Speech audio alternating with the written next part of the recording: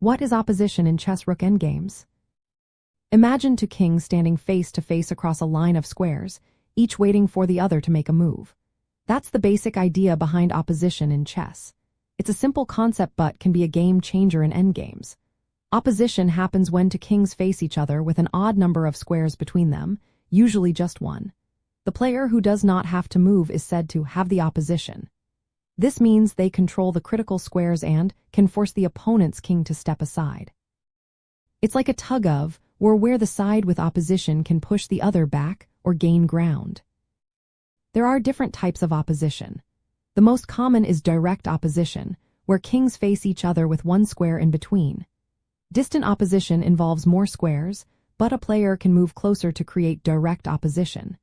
Diagonal opposition is when kings control each other from a diagonal angle, which can be useful in certain situations. Mastering these types helps in pawn races and when trying to reach key squares in the endgame. In Rook Endgames, the focus shifts from king opposition to rook activity, pawn structure, and how well the rook and king work together. Opposition is still useful but less central unless the position simplifies to a king and pawn endgame. When all the rooks are exchanged, and only kings and pawns remains, opposition becomes more relevant. It can help you promote a pawn or stop your opponent's pawn from queening.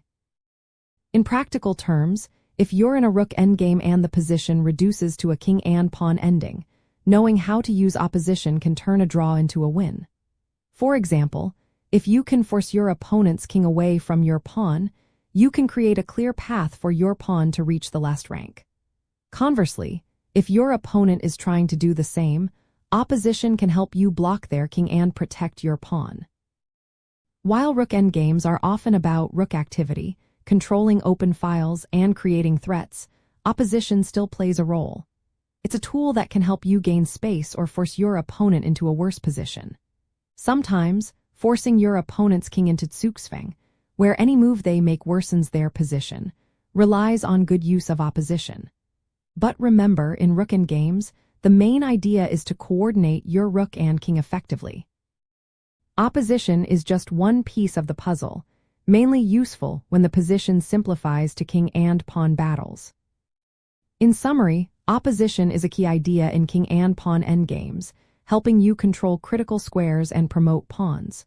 In Rook Endgames, it's less prominent but still useful in simplified positions. Focus on rook activity, pawn structure, and key theoretical positions.